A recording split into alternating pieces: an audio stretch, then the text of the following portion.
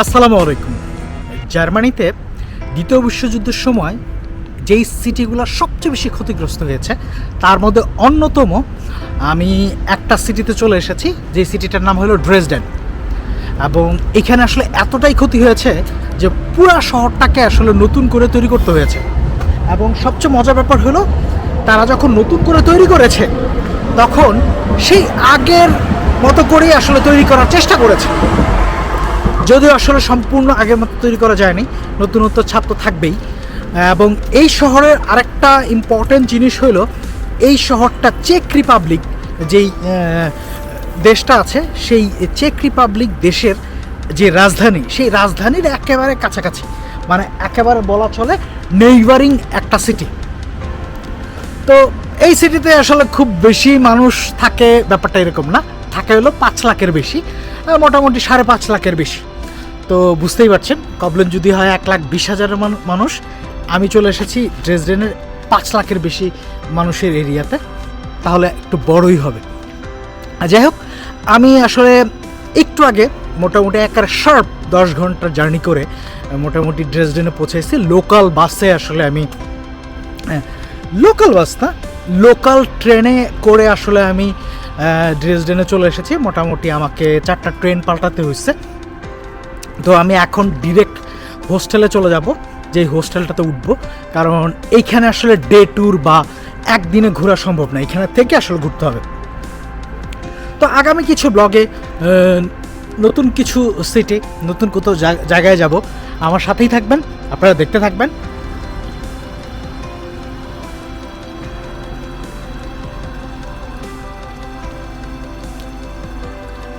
আমার হোস্টেলটা মোটামুটি ড্রেসডেন যে মেইন ট্রেন স্টেশন, সেটার পাশাপাশি মোটামুটি হেঁটে 5 থেকে 7 মিনিট সময় লাগে।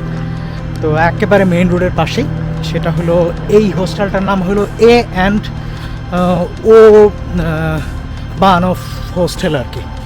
আপনারা যে কেউ ইচ্ছা করলে booking.com অথবা যে কোনো অন্যান্য যেই হোটেল বুক করে বা হোস্টেল বুক করে, ওদের থেকে আসলে আপনি হোস্টেলে ইচ্ছা করলে আসতে পারেন। তো আমি এখন ঠিক হোস্টেলের সামনেই আছি, তো অল্প কিছুক্ষণের মধ্যেই আসলে আমি হোস্টেলে চেক ইন করবো আর কি। আমি যে হোস্টেলটাতে চেক ইন করতেছি, এটা মোটামুটি বিশাল বড় একটা বিল্ডিং। আই থিঙ্ক ওদের সার্ভিস খুব ভালো হবে, কারণ ওদের রিভিউ আমি ভালো দেখেছি। এটা হলো যে A&O। তো আমি আসলে ফ্রন্ট দিয়ে আসলে এখন চেক ইন করার চেষ্টা করব, তারপরে আমি আপনাদেরকে ঘরের ভিতরটাও দেখানোর চেষ্টা করব।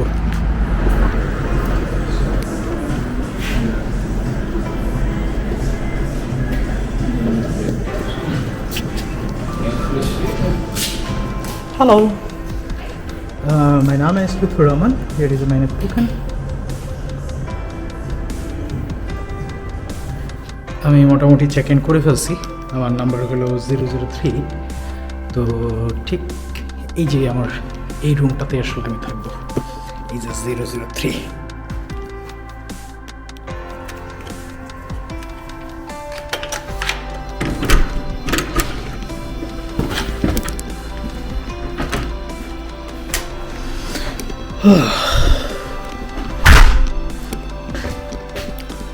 Everyone can travel. এইখানে লেখা আছে everyone can travel। এখানে কি 2 জন থাকতে পারবে নাকি? যাই হোক, অলরেডি আমার একজন মেট আছে, বোঝা যাচ্ছে যে এইখানে আছে।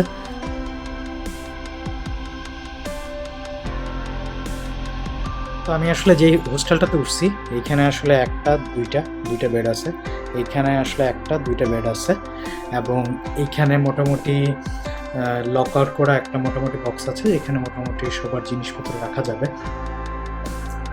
আর এই পাশে মানে ফুল রুমের ভিতরেই এই পাশে আসলে গোসল করার জায়গা আছে, এটা আসলে ওয়াশরুম। আর এই পাশে আসলে 2টা রুম। মোটামুটি এই বেডগুলার আমার মনে হয় ভাড়া একটু বেশি, যে কেউ ইচ্ছা করে নিতে পারে, যারা 2 জন একসাথে আসছে তারা আসলে শেয়ার করতে পারে। আমি আসলে এই নিচে আসলে একটা বেড নিয়েছি, কারণ আমি শুধু রাত্রে এসে থাকবো। তো আমি এখন বের হয়ে যাব।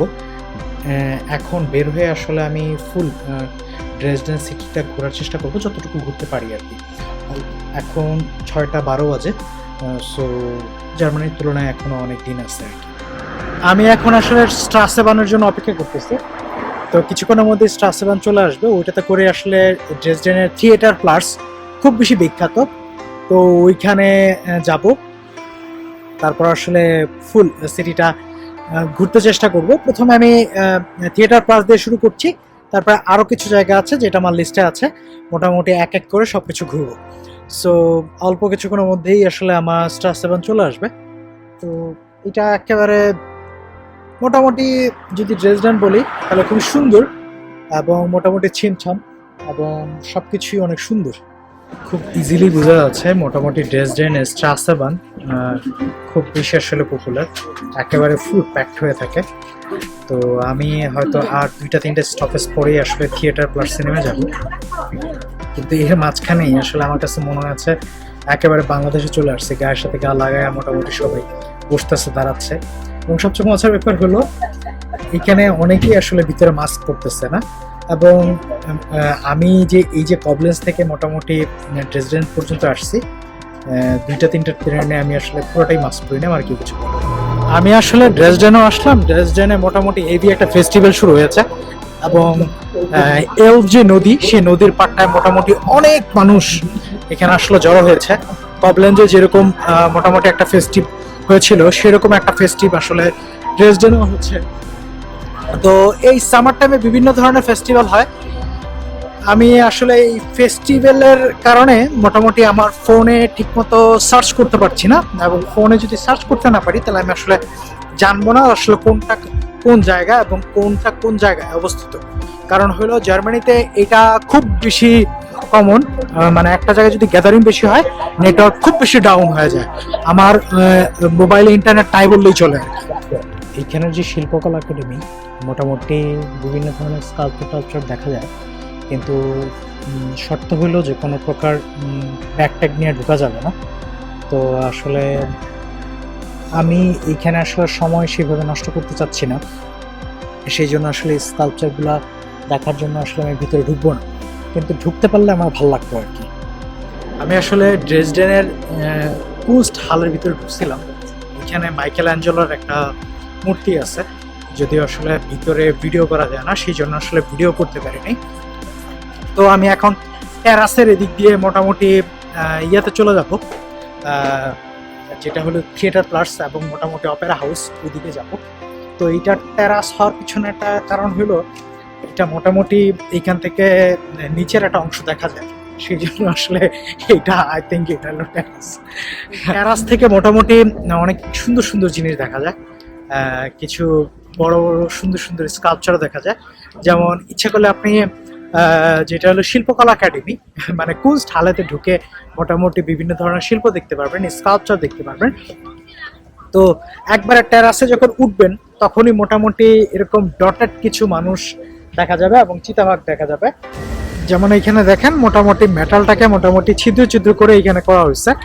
যেমন এইখানে একটা নুড বডি আছে, এটা আসলে মেটালের ভিতরে খোদাই করে করা হয়েছে। এখানে বিভিন্ন ধরনের ঘোড়া, তারপর আরো কিছু করা হয়েছে। এবং আমি এই জিনিসটা বুঝলাম না এটার হিস্ট্রিটা কি। মানুষের হাতগুলো অনেক বড় বড় এবং নগ্ন, তারপর আবার হাতগুলো বড় বড়, একটু উইয়ার্ড টাইপের আর কি।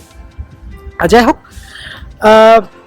এই টেরাসে আসলে মোটামুটি এইখান থেকে ড্রেসডেনের যে দর্শনীয় স্থান প্রত্যেকটা জায়গায় মোটামুটি একটা জায়গায় দেখা যায় আর কি।